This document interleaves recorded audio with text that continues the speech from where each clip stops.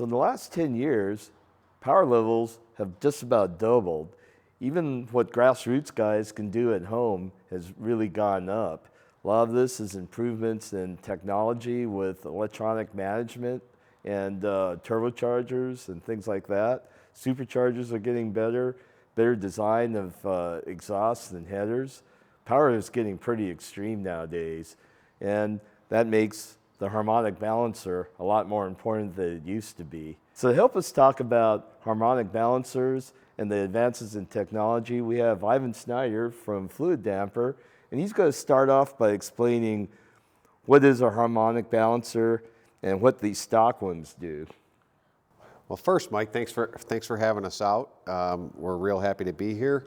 So the biggest thing when it comes to harmonic balancers is stressing their importance. A lot of people, because of the names, there's so many different names of how, harmonic balancer, pulley, damper, vibration damper. So there's kind of this misconception that they balance the engine. But what a harmonic damper really does is it reduces torsional vibration that is created by combustion of the engine. So each time a cylinder fires, it's twisting that crankshaft ahead of its natural rotation and rebounding back. And that quick action is what puts vibrations, or what people refer to as harmonics, back into the engine. So the way a damper works, whether it's an OEM damper, whether it's a viscous fluid damper, whether it's another aftermarket damper, all of them work the same way. Their job is to control that crankshaft twist, take that energy, turn it into heat, and dissipate it out through the damper. Mm-hmm. So with an OE style damper, what happens is you got this single piece of rubber material that connects the mounting hub area and the outer inertia ring to each other. And here's another example. Sometimes the rubber's on this side. In this case, it's on the back side. But again, you're mounting the mounting hub to the outer inertia ring. And it's solidly molded to each other, right? That's correct. There's no way you can get any independent damping other than the shearing of the rubber. That's correct. And what happens is it's what we call tuned or frequency sensitive. Mm-hmm. So you only get about a 50 hertz range of harmonics. That where the damper can attenuate the whip, right? That's correct, yes. Now, with a viscous style damper, what's happening is we have a solid outer shell. Mm-hmm. We drop in this inertia ring, we laser weld the cover on the backside, and then through these two fill holes is where we'll pressure eject the silicone fluid. And what happens here is that crankshaft is twisting and rebounding. This inertia ring will shear through that fluid, absorb that energy, and dissipate it out as heat through the damper. What's nice about a viscous damper, because there is no rubber or elastomeric material, it's not frequency sensitive, so it's able to work at all frequencies across the entire RPM range. And this fluid here is kind of, it's not like oil. It's basically the same stuff that's in a viscous limited slip or a viscous center differential, right? Correct. The only thing that changes from one to the other would be the viscosity of the fluid. So we could use different viscosities across the range, anywhere from 50,000 centistokes to 1,000,000 centistokes. And as you can see in here, that's a steel ball dropping in there. So we've had this sitting on a table since we started, and you can see how slow it's moving. It's about 45,000 times thicker than 30-weight motor oil. So basically, you have your ring here that's tuned to the harmonics of the engine, and then the fluid acts like a damper, and it gives shear like braking, and the fluid is like high hysteresis, so it converts a lot of that energy into heat. That's exactly right. And another, a question we get all the time is will the fluid thin out or wear out? But it's a very thermally stable fluid. We go from about minus 40 degrees to plus 300 degrees. And in all the testing I've done, I've never seen a damper come close to either end of that spectrum. Well, like we do Daiyoshi Hara's Formula Drift engines, for instance, and he has a turbocharged LS motor that we build, and it makes well over 1,000 horsepower. And we've actually had the same damper on his engines. It kind of like goes from engine to engine, and that damper's been around for 10 years, and it works fine. Yeah, I've had customers who call me up after 30 years and they want to send them in for us to check it out. Usually I try to steer them away from that just because of the high cost of shipping. You can almost buy a new damper, but when we have done the testing, they function like they were brand new off the shelf that day. You know, like one of the things I like about your damper too is that it's very safe. So you have a SFI approval on it. And you know what that means is that this thing's been spun up at some ungodly RPM. I don't even remember what the spec is. 12,500. Oh, it's 12,500, and it doesn't blow up and nothing happens. But what will happen with a stock damper is it'll come apart at that kind of RPM. Either the inertia ring will explode and send shrapnel all over the place, or the rubber will break down and the inertia ring flies off. And I mean, I've actually had that happen with motors that I've built in the past. And I was pretty lucky that no serious damage happened, but like on more extreme motors, I mean, nothing good can come of that. Absolutely not, and I've seen it as well. It's certainly a great standard that SFI has put out by doing that testing. So again, it's 12,500 RPM for a period of 1 hour to ensure that the damper cannot come apart, disintegrate, whatever terminology you want to use. But yeah, it's definitely all Fluidampr products are SFI certified and meet that safety standard. I think something else that maybe people have trouble wrapping their heads around is a harmonic balancer isn't like a overall vibration reducer. You know, like I've had guys that have balance shafts in their engines, and they tell me that, oh yeah, these balance shafts protect my motor way more than that fluid damper will. But I've had to tell them that like a balance shaft stops up and down shaking moments on the four-cylinder, or it counteracts them and attenuates them, but that's not the vibration that tears your engine apart. You know, it's that torsional whip that with the crank actually twisting, and that's the action that breaks the crank. It's hard on bearings, it's hard on the block. That's what causes damage. And you know, like you could take off the balance shafts and put one of these in, and your engine is protected. And yeah, people just have a hard time wrapping their heads around that. Yeah, and I think a lot of it comes back to the whole balancing thing again. So there's three different types of vibration. There's balance vibration, right? And you think of like a dynamic tire, balancing, right? Like you're balancing a tire. There's axial vibration, which is the front to back movement. Think of like thrust bearings to counteract that. But then there's torsional vibration, which again is caused by combustion of the engine, the twisting and rebounding of the crankshaft. And that's what a damper does, is it controls that vibration.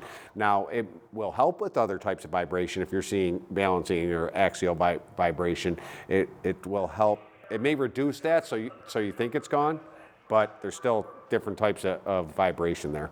I mean, there's other types of balancers too. Like, you know, like we use these ATI balancers on a lot of engines. Like if there's a brand of dry sump that we like to use, and they use a lot of these, you know, we'll be using an ATI.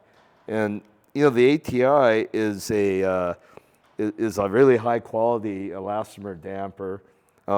And it has these rubber rings in here, and it's not bonded together like these OEM ones. So it is a little bit, you know, it has more freedom to move, and, you know, good torsional vibration attenuating characteristics. But I guess what a lot of people, you know, like, I like these, I use them, but what a lot of people don't realize is they have to be rebuilt kind of frequently if it's like a race motor. Yeah, absolutely. So what they do that separates them from everyone else is they use rubber bands on the inside, multiple rubber bands. So one, it doesn't necessarily see the outer elements or the outside elements that you find on an OEM damper, but you're absolutely right. It's still a rubber elastomeric material. And again, if you go back, the damper's job is to take that energy and turn it into heat and dissipate it out. Well, heat eventually is going to break down the elastomer or rubber material. I mean, like we rebuild these like probably every season. I mean, there's some cool things, like there's like an indicator, so if it starts spinning, you can tell right away, and it's good to check the indicator all the time, and that's your indicator whether you need to service it. And it's also SFI approved, so the inertia ring is pretty contained. and it's not going to fly apart like a stock one. But I my gut is it doesn't have the amount of as broad of a range. Like, correct me if I'm wrong, but I've always felt that the fluid dampers, the harder the crank whips, the harder they work. Yes, that is absolutely correct. And again, back to your point, it's rubber. It's still a wear item. It's going to age. Where with the fluid damper, you just don't get that aging. It's good for the life of the engine, and then you could take it off that engine and put it on another engine. They just do not wear out. And this is constrained less than a stock damper, but that's totally free to move. So you can get the maximum amplitude. It works the best over the widest amount of frequencies and the most amplitude. So the higher the amplitude, the more the whip, the more this thing will protect your engine. Yeah, that's absolutely correct again. And again, this one, so you get a little bit wider protection range with this because they have multiple rubber bands inside, but with the damper, or with the fluid type damper, it's working real time, like you're saying, whether and as it whips harder, yes, that ring is going to shear harder and it's going to work harder to control those vibrations. The other thing about the stock dampers too is that they're generally tuned to attenuate some NVH problem that a customer might have. So they're generally going to be working at some lower RPM. And race dampers like this ATI and the fluid damper are tuned probably to attenuate the worst vibrations at like high RPM where it's actually going to damage the engine. So these stock balancers are more like a NVH improvement device. These are actually engine protection devices. Yeah, and to further that point, so this damper is designed by the OE engineer to control the NVH or the worst vibration in your normal operating range. Mm-hmm. So what ends up happening is you start doing performance enhancements to these engines. It makes that damper to want to work even harder to try to control it, and that's what makes it break down even faster. And it's similar with this unit. It's wanting to work harder, and again, it's rubber. It's going to break down, but again, with the fluid damper, it covers all frequencies across that RPM range.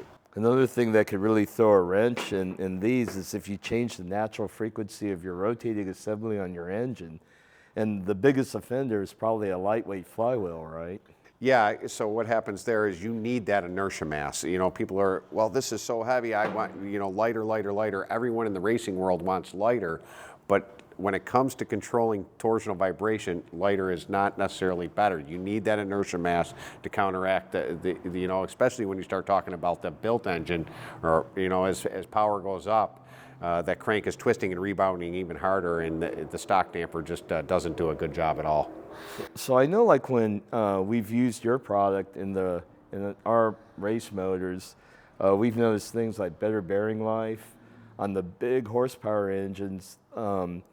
We've actually seen things like the main caps are fretting, the flywheel to the crank is fretting, the nose of the crank. Mm-hmm. When it's fretting, that means that part is pretty pissed off, and we're right at the structural limit.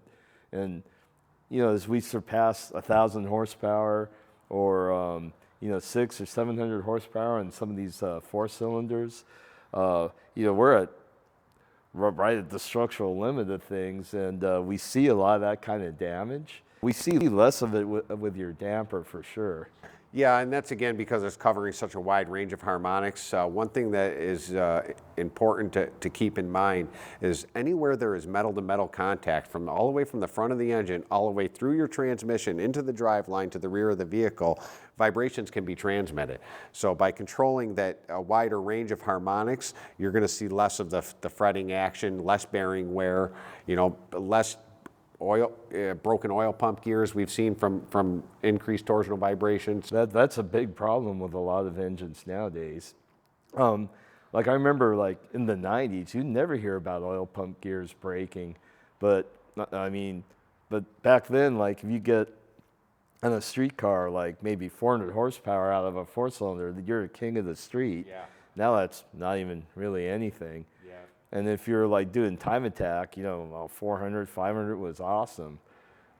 Nowadays, it's way more than that.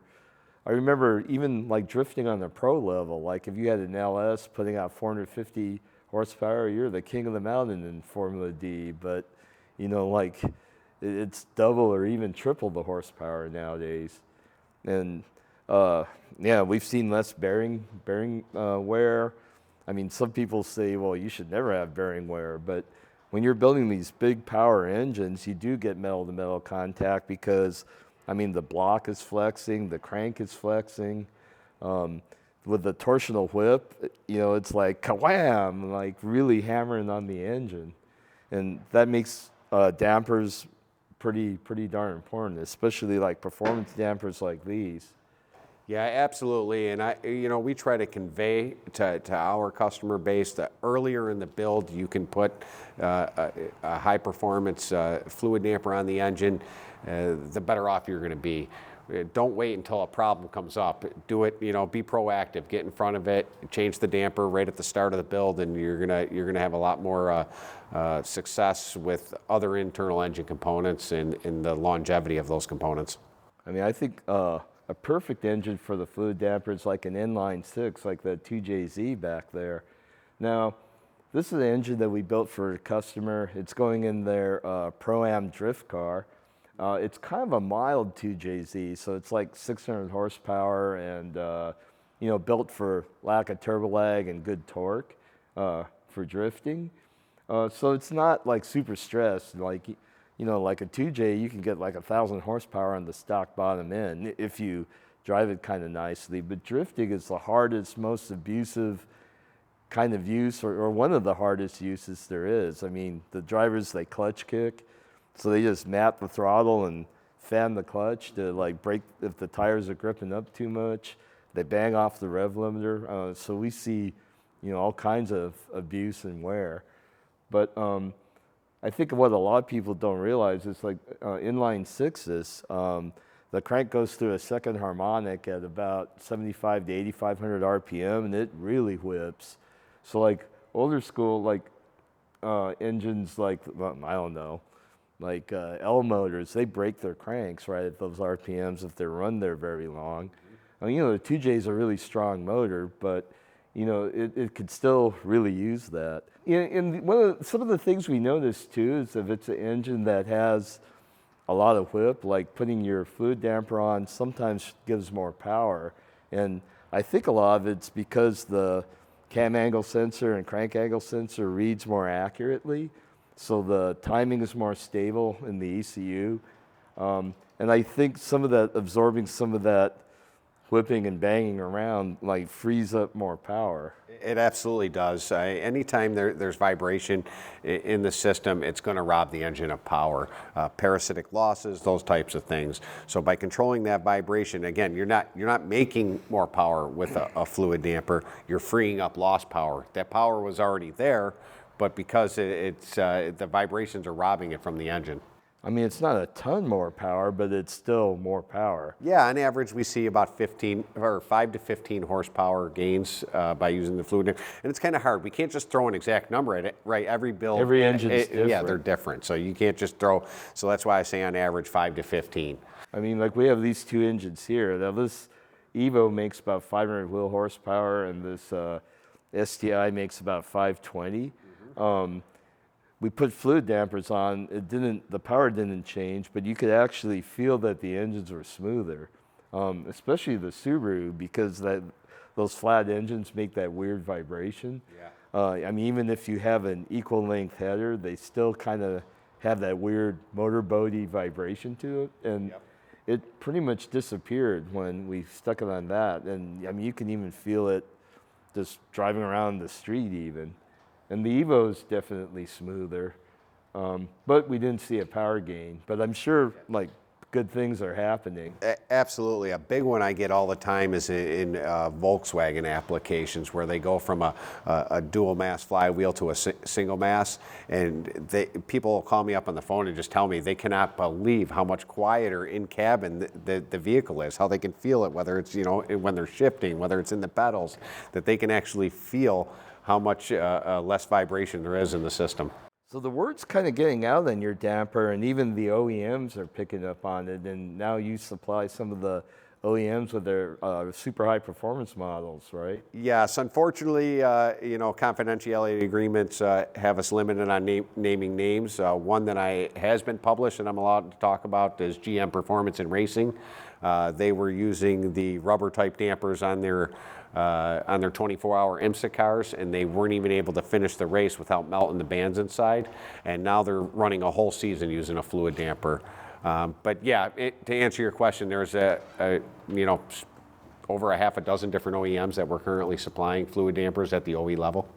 So they have NDAs and all that, so they can't say anything, but be secure in your knowledge that there's several ultra high performance, lower production models of many cars that come with these from the factory now. That's how good they work. Yeah, what it is, a lot of it comes from a costing standpoint at that level. So when you start getting into those premium type supercars and hypercars where money may not necessarily be an option, that's where they're coming to us versus a high volume, high production car. But absolutely. So there you have it. Like nowadays, especially if your car is making really decent power. I mean, even crate engines make really good power nowadays. Don't neglect your damper. There's good quality dampers from ATI. We really like the Fluidampr for a lot of the stuff that we talked about, but we do use ATIs sometimes. We never run a stock damper on any of our high power builds. That is like for safety reasons and engine longevity. So I know it's not a sexy part. It's not the first thing people think about when they're building an engine, but I think it was time that we have to tell the story about why these things are important, especially nowadays with the power that everybody's generated. Yeah, absolutely. I mean, it's only going to save you from troubles later on down the road by addressing it early in your build. And that's the gist of it. And I think like another thing that why we have to mention this stuff is even at the grassroots level, the amount of people doing longer duration motorsports has really gone up. I mean, before, you had a really built car, you go for a blast down the street or a pull on the freeway, or you go to grudge night on the drag strip. Yep. You're at full throttle, maybe you run through a few gears, 10, 15 seconds at the most. But nowadays, people do track days, they do drift days. In a drift car, you're at full throttle for about a minute, and then you do it over and over. If you do a track day, you're at full throttle for 35 minutes. You have to run a whole session, and that's like an order of magnitude harder use. So I don't know, if you look at some of the dumb comments in some of our videos, people will say, oh, you're full of crap. I have a stock bottom end, I have just as much power, and my engine's run for years, and I thrash it hard all day. And it's like, bro, you're a street car. You're on the gas for 20 seconds maybe. So your 1,300 horsepower eBay LS, sure, it holds up, but you do one session at the track day, guarantee you won't be running at the end of it. And so this demanding kind of use, it used to be like levels of performance and time on throttle, like only like NASCAR and Indy cars would see this kind of thing, but now, grassroots guys are doing it every day. And so the market has shifted. That's why we have to focus on things like performance dampers. Yeah, I can't reiterate it enough. The earlier that you can install it and maximize the benefits from a product like this, the better off you're going to be. Because I guess fatigue is like a cumulative thing, and the more you cycle it close to the yield, then you get like high cycle fatigue failures and things like that. So be sure and consider dampers, especially you guys that are running a lot of power, especially you guys, time attack, track days, drifting. Really consider this. Even some of you guys that run the mile, that's a lot more than 10 seconds. So if you like this content, be sure and mash that subscribe button. It really helps us. If you want to read about stuff like this, go to motoiq.com. If you want an engine built or other high performance stuff done, go to motoiq.com, look at our garage services, fill out one of those forms. We'll get back to you. I hope you enjoyed this. Thank you for coming out and sharing some of your technology with us. We really like your product, and yeah, till next time, we'll see you later.